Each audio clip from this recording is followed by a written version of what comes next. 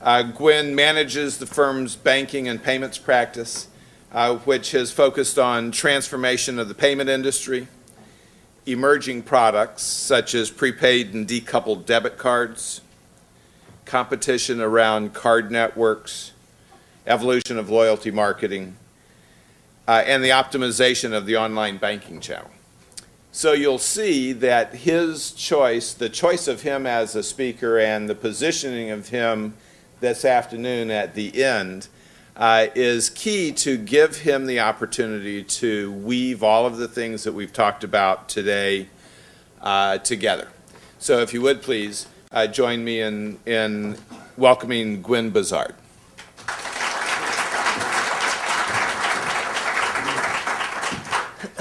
Good afternoon, everyone. Can you hear me okay in the back?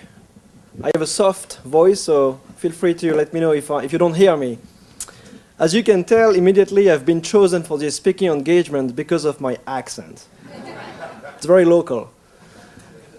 So, when Kevin contacted me about this potential opportunity, I've been drafting a list of top 10 companies for quite some time, but I have to say, over the past year or 2 years, drafting a list of the top 10 companies to watch in payments, and just in payments, not even looking at the entire fintech world, is actually getting hard and getting harder, because we are going through a massive wave of innovation in payments, and I think we had a number of examples of that today. And I have to say that wave of innovation in payments, the last time we saw a similar phenomenon was 10 years ago, in the late 90s during the internet bubble. But this time around, we have lots and lots of companies out there, but lots and lots of good companies with good management, with good technology, with good business model. And that's what maybe makes it very hard to pick 10 companies to watch in payments, because there are lots of good businesses out there, whether they are startups in payments or established companies that are rolling out new products and services in payments. But on the flip side, there are so many companies, it's not too difficult at the same time to have 10 names to mention. So, one thing I would add, though, is that when Kevin reached out and talked about this this FinTech Georgia event, I immediately look at the list of companies that I keep on my watch list, and to look at how many companies were headquartered in Georgia. And even though Georgia accounts for 3% of the GDP of the US, and even though Georgia accounts for 3% of the US population, you'll be surprised or impressed, or maybe you're not surprised to find that 20% of the companies on my list are from Georgia. So I will highlight those two companies that are based in Georgia. But really, my presentation today is more than talking about specific companies. The goal of my presentation is twofold. One is I want to spark some ideas that you can bring back to your own business tomorrow and in the months that are coming. And also, I want to flash out a few key trends in the industry and use those companies as an example, as an illustration of trends that, again, I think could be relevant to your own business.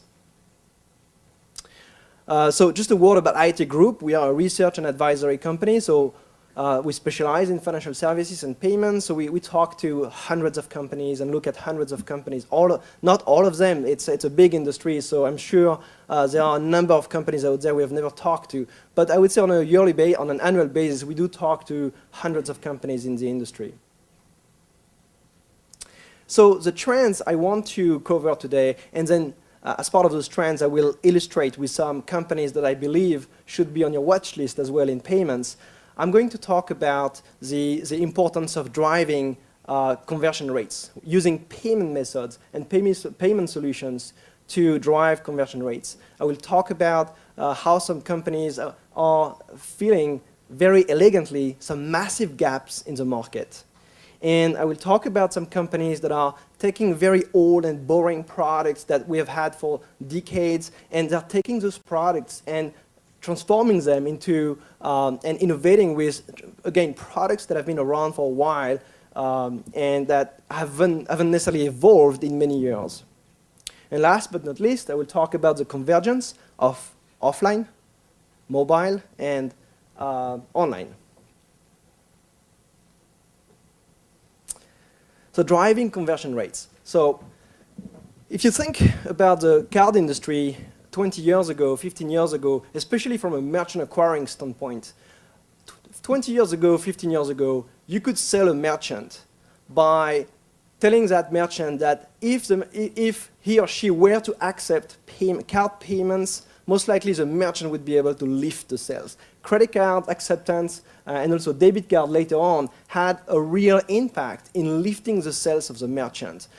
But as cards popularized, as cards became more popular, that impact has sort of faded away. It still exists in some industries, in some verticals, in some merchant categories, but by and large, that lifting rate, this ability of the card to lift the conversion rates or lift the amount of the ticket has faded away. And what strikes me is that I believe that today there are a number of companies that are trying to go back to that concept and trying to use payment methods to help merchants lift their sales and have better conversion rates. In my mind, this is a very important trend. Why? Precisely because we have been haggling and battling over interchange and how much, issuers should be compensated. Precisely in that context, I think it's very important for the payment industry, whether you're on the issuing side or the acquiring side, to look back at this whole concept of using payment methods to lift sales or to increase the conversion rates among consumers. So my first example is, I have to say, I try not to mention PayPal. I tried very hard, but I just can't. They are everywhere. It's very hard not to mention PayPal. They are indeed in many everywhere. But one thing I would mention about PayPal is, to me, PayPal plays very well to that notion of using a payment method to drive higher conversion at the point of sale, to lift the sales. And one of their specific initiatives that I think relates to that concept is the PayPal platform. As you may or may not know, PayPal has opened up their platform to developers, whether they are independent developers or established companies, to give the partners the opportunity to integrate the PayPal payment method into their product or service delivery. So to make the checkout process seamless, easy, to make it really, really easy for consumers to make a purchase and go from making the decision to buy to actually completing the transaction. And I was at PayPal Innovate a few weeks ago in San Francisco, and there were a few of us were at the event. I think they had like 1,500 participants at the event, most of them being developers, which is, last year they only had a few hundred people, so a huge growth in the number of companies or independent developers looking at taking advantage of that platform. And they showcase a number of companies that are using PayPal. One of them that you may want to check out is Oyala. I hope I pronounce it well, but and Oyala is basically, it's a company that sells content on TV. And I also found it interesting to bring back the idea of TV shopping, because actually there is a lot of activity around TV shopping, with the convergence of the TV and internet.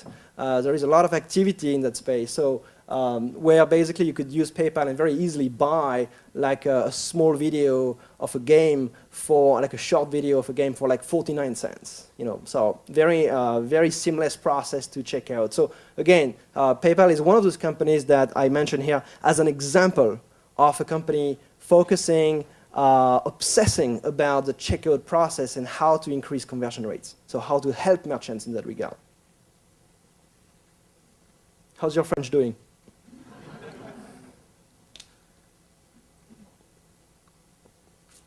The other company I would mention is, companies like Bill2Mobile. which provide what I call mobile phone billing, what those companies usually call, as they refer to, like they say, carrier billing or mobile phone billing. That's basically the ability for a consumer to, when you're online and you're shopping online for digital content, let's say you're playing an online game and you want to buy a sword, it may not happen to you often, but some people do that. You may want to buy a sword and you can basically charge your phone bill. So by charging your phone bill, your mobile phone bill, you sort of easily complete the purchase. And those companies have been getting momentum in the US in the past 2 to 3 years as the digital content industry grew. That type of business has been around for many years in other countries like Korea or in Germany or France or a bunch of other countries. But those types of payment methods are coming in, are sort of developing in the US at the moment. And what I find interesting is it's all about the conversion rates. So when you look at, for instance, the fees that those companies are charging, I mean, merchants have been obviously, I've been very unhappy with interchange rates. But when you look at the pricing of those companies, they would charge like a Boku or a Zong, which are competitors of Bill2Mobile. They will charge between 35 and 50% of the digital content sales to the merchant. So that's a pretty high discount fee. But still, merchants in that space are very interested because the conversion rate is going to be much higher. So you'll get, out of, let's say, 100 potential prospects, you'll get 50 that will do this impulse purchase of buying the sword if they have an easy way of buying it. Whereas if they are presented with a credit card option, it's going to be like 5 at best that ultimately complete the purchase. So in the end, if you do the math, you actually make a lot more money with a very expensive payment method that has a very high conversion rate instead of a cheap payment method like credit card acceptance, but with a very poor conversion rate. So that Bill2Mobile is one of the examples, and why I present Bill2Mobile is because I believe they have, they are doing direct integration into the billing system of the carrier, so they are able to actually lower the cost of mobile phone billing to 15%, instead of the typical 50%. So, and it's just more efficient, etc., etc. So let me talk about companies that I feel are sort of filling massive gaps. As I mentioned earlier, I really believe we are going through a massive wave of innovation in payments with dozens and dozens and dozens of companies popping up and existing companies rolling out new products and services.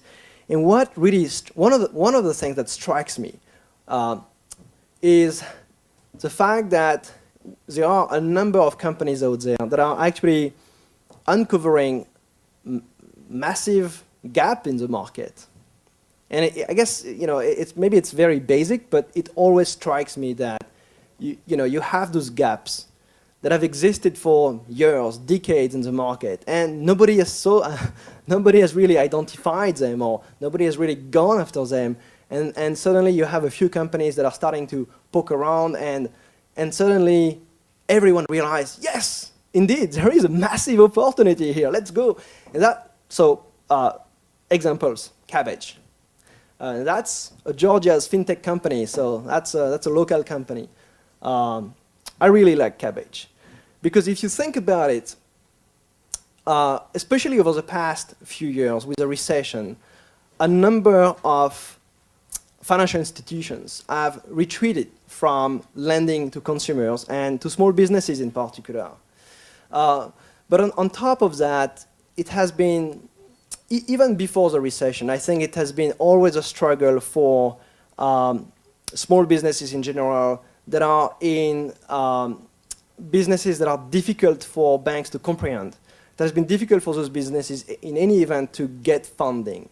And what I like about Cabbage is, so they are focusing on meeting the financial needs of online small businesses. So small businesses is a huge opportunity. Online small businesses is a growing opportunity. And they are focusing on meeting the cash flow, the short-term lending needs of online small businesses, specifically at this stage focusing on small businesses that operate on eBay.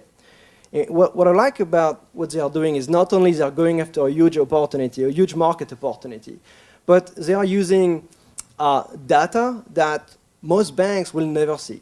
If you are a small business and you try to get a loan from your bank, the lending official is going to ask for things like your tax return. What Cabbage is going to ask you, they are going to basically look into your eBay account and PayPal account, and they are going to gain insight into your business in a few seconds, in a few minutes, by pulling data from your eBay and PayPal transaction account to better understand sort of the top line revenue dynamic of your business. And with that information, they will make a partial decision whether or not they want to go to the next phase. If they like what they see, they'll go to the next phase, and they will do a regular credit check to complete the underwriting process. Very interesting companies to keep an eye on. Another company that I like also is BillFloat, which basically is also looking, there is also a lending aspect to BillFloat because they are targeting consumers who are cash flow constrained, people that would typically go to a payday loan store to be able to get money to pay their bills. Do you realize that about 50% of the payday loans are taken in the US by consumers to pay a basic utility bill? So what BillFloat is doing, they are basically offering, they are applying the bill me later concept to bill payments. They are allowing consumers, instead of having to go to a payday loan store, get a payday loan, and maybe pay an expedited bill payment fee, consumers can go online directly to the bidder's website and pay by clicking on the BillFloat button where they're able to finance the bill payment for a short term, pay a fee that is considerably lower than the fee that they may pay today at a payday lender, and even a lower fee than what they would pay for expedited bill payment. So they are meeting the needs here, I think, of millions and millions of consumers that today don't have that many alternatives besides payday lending or, to some extent, overdraft as well. So very interesting to watch, especially since the bill me later model has been quite successful in the e-commerce space. So company to watch on the bill payment side.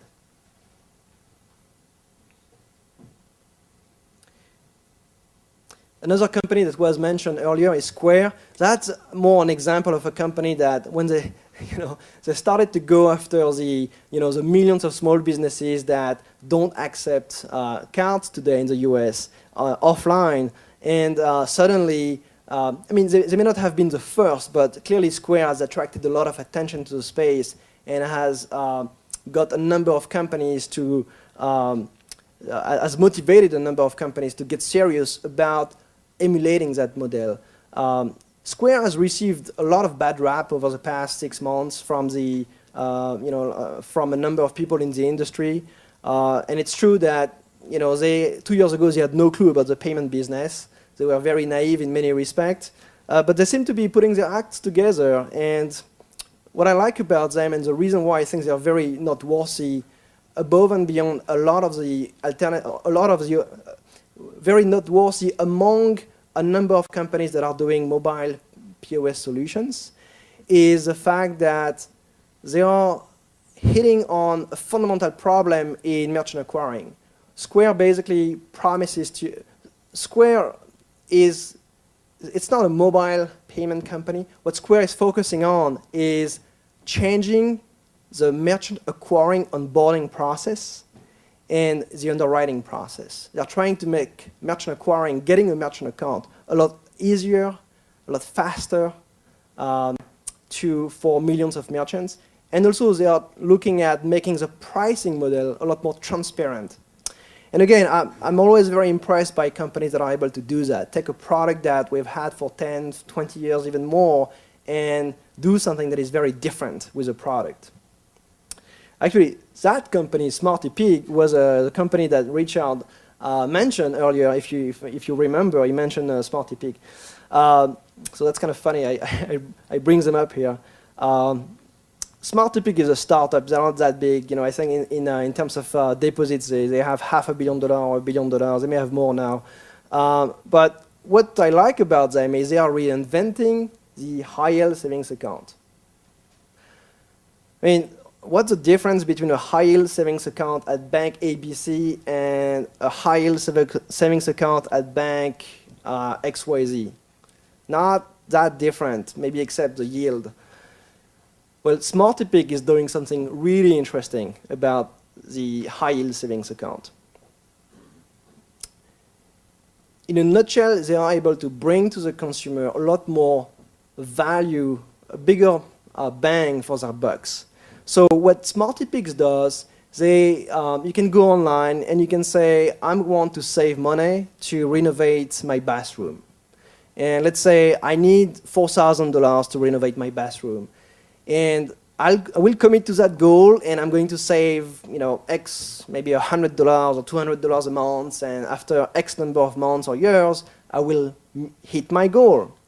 So you set a goal, and you set a date for meeting that goal. And so the goal is, let's say, $4,000, and you need to meet that goal by the end of January, let's say. And what Smartipeak does with that information is very interesting. Because once they have thousands, dozens of thousands of savers that are specifying their goals, they are able to say, well, by the end of January, we'll have, let's say, $50 million that is maturing.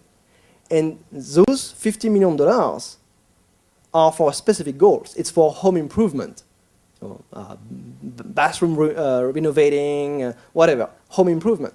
So they can go to a large home improvement store and say, look, I have $50 million coming up by the end of January.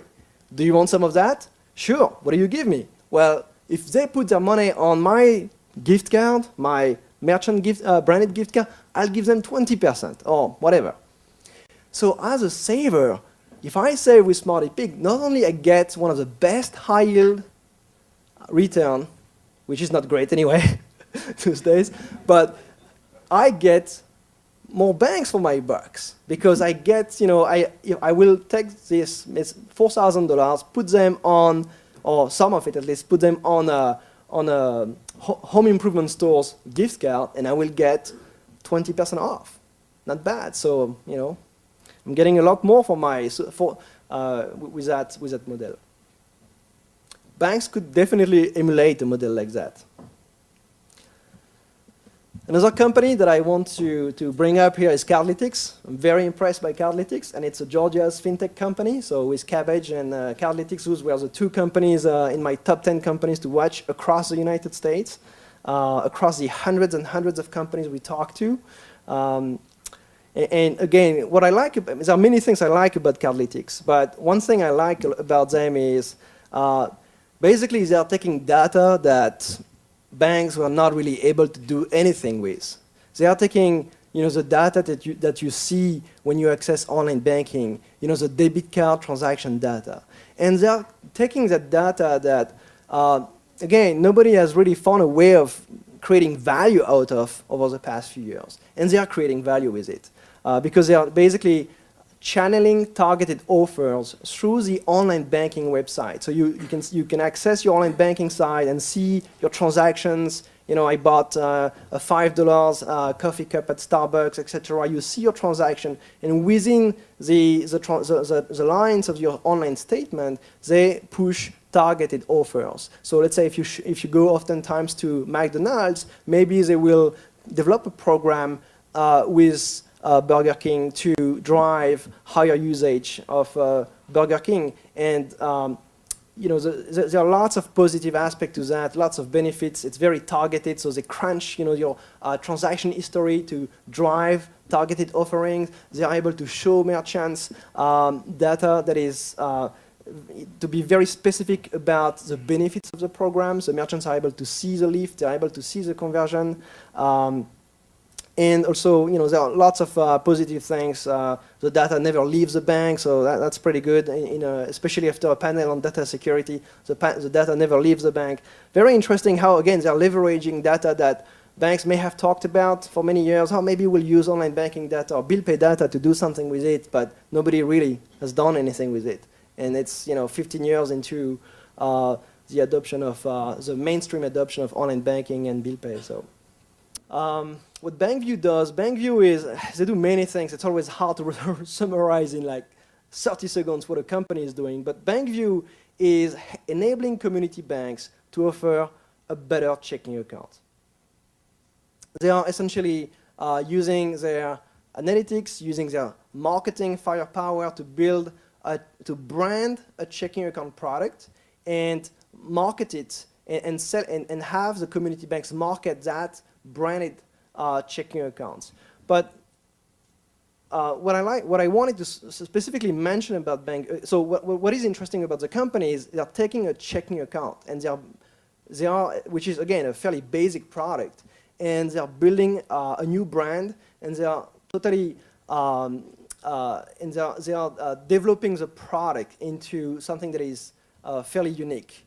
And the way how and one of the aspects of how they do that is by driving consumers' behaviors. So they are if you are able to if you hit X number of debit transactions amounts, for instance, you'll be rewarded with more rewards, higher yields on your deposit, things like that. But they're very focused on shaping consumers' behaviors, on getting you to act in a certain way to maximize the benefits for yourself in terms of rewards or yields, etc.